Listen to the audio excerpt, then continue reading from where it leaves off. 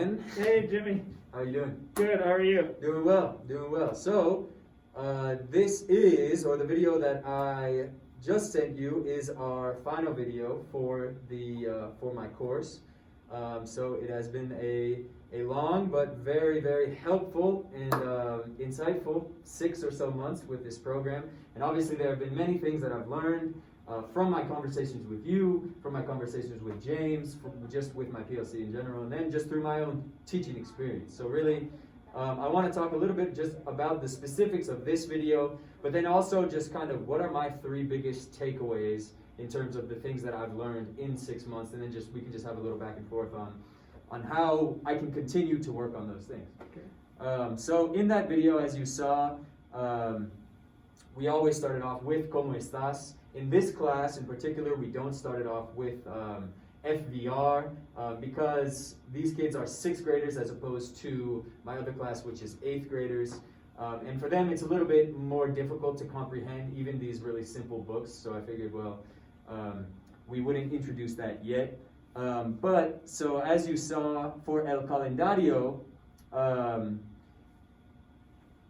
in yesterday's class for the first time, one thing that I've always thought about was, it can't just be reading the questions up on the board, but these kids also have to work on their listening and their improvisation skills, because I've always thought that, that's really what language is, being able to understand what somebody is saying and on the spot be able to create a response. So again, it's the same questions that I've always asked, but what I did in my class that I recorded was randomized some of the questions so it's not always in the same order, and then just as opposed to just asking one student, I went from student to student and heard everybody's voice. So that was one of my big takeaways, was that things can't just all be up on the board, that the focus can't all be up on the board, but sometimes it has to just be on my voice, because then I know that students are paying attention, and it's kind of sinking in as to, are they actually able to comprehend what it is that I'm saying, or are they just reading? And I like that, because what I saw from compared to some of the other videos, what I've seen is like you're building those scaffolds, which is great. It's allowing them to stand up and have those conversations, but then you're also trying to remove them to build that independence where they can actually converse. Mm-hmm. And so that's great. I mean, you don't want to always do that, I don't think, but the idea, we build those scaffolds, they're not permanent. They're not going to go to Spain in 10 years and use those. But as you take those away, then they learn the independence. Mm-hmm. It's like starting to take the training wheels off the bicycle, kind of. Mm-hmm. So I really liked how it seemed like it was a little bit more difficult for them, mm-hmm. but it's more meaningful and it's mm-hmm. more authentic communication. Mm-hmm. And that's kind of the question, being 6 months now into this position. The question that I asked, as we talked about in my previous video as well, is really, what is the point of this class? What is it that students, when they leave after 10 weeks, after 1 quarter in my 6th grade class, what is it that they're actually gaining? And I think in many ways, it's not necessarily just individual words or things like that, but it's just kind of an understanding of how does language actually work? How does language acquisition actually work? What's the difference between reading and listening? And what's harder? What's easier, And I think that's a really interesting point, and I hear a lot of interesting questions from these 6th graders just about language acquisition in general that I think they haven't thought about. I even heard one student asking me a few weeks ago, how does somebody speak Spanish without knowing English? And I think that's really interesting, because for someone who's really young, English is their whole world. English seems like the foundation of everything that exists. So it's hard to understand that there are kids who grow up only learning Spanish, you know? And I think me, as an educator, being in that position to delicately, but also, just show them that the world is a very diverse place, and that learning these languages is something that's very important. And it's not going to happen right now in 10 weeks, but it might be, like you said, those first few scaffolds that later can be taken away, and that's, I think, what the most important thing about this class is. Absolutely. And learning how to learn, having empathy for other people. I mean, every student in this building is in classes with people that don't speak English as their second language. Mm-hmm. And so you start to develop a little bit more of that compassion and empathy as well. Mm-hmm. So I think it's all a plus, mm-hmm. for sure. Yeah, so really those were my first 2 takeaways. Was 1, just make sure that every student speaks in every class. So you know, I've implemented, you know, I didn't start this way at the beginning when we did Como Estás. I would maybe ask 2 or 3 kids at the beginning. Now I have every student stand up, and we actually spend 3 or 5 minutes, and they go around asking everybody else, Como Estás?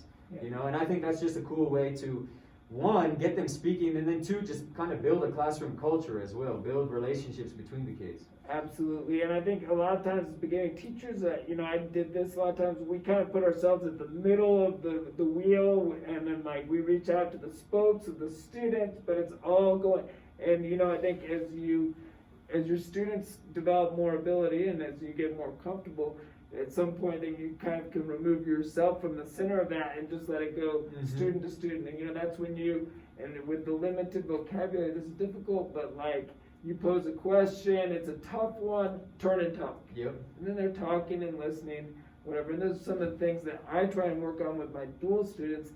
With a difficult question in history, even that can be difficult for them to produce language. But it's a non-threatening environment. They're not talking from the class. Every kid gets to speak and listen. And then we can come back and share. Yeah, and the best ideas come out. Yeah, and we're in a much better place. They've practiced, they've heard, they can incorporate things that they've heard. So that, you know, that turn and talk might be with more advanced students, probably not with this. And then as you saw in my, so this kind of goes into my third big takeaway, which is setting high expectations and allowing students to be successful in you know, in difficult ways. And so yesterday, as you saw in that video, I did a pretty long translation with these kids. So we're learning about el encierro de toros, so like the running with the bulls in the street. And so we've gone through all of these slides, kind of describing what is the event.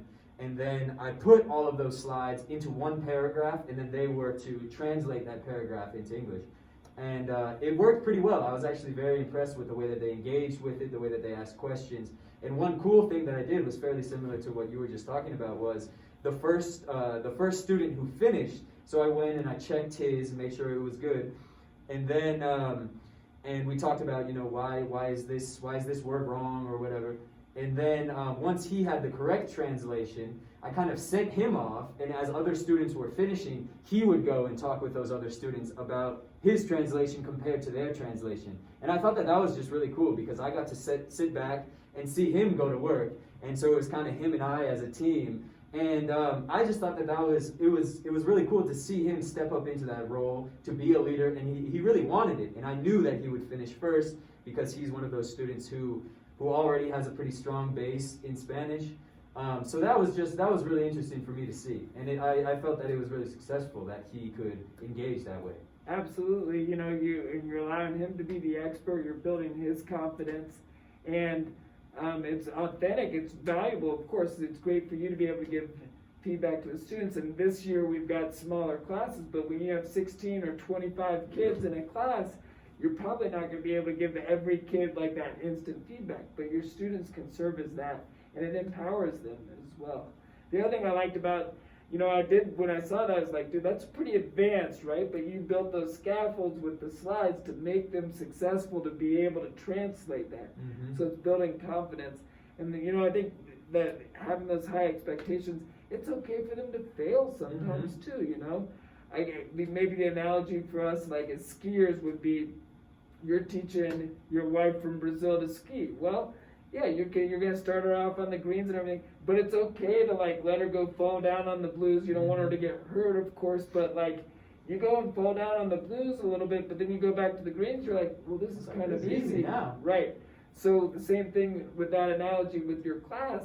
Now that they've got the confidence of translating that paragraph, next time you have a slide of just a sentence or two, easy. It's like, I got this, and that's how we kind of work up and build capacity. So great job on that. Yeah, I had one student it wasn't in this same class, but it was in a different 6th grade class, which is the same material.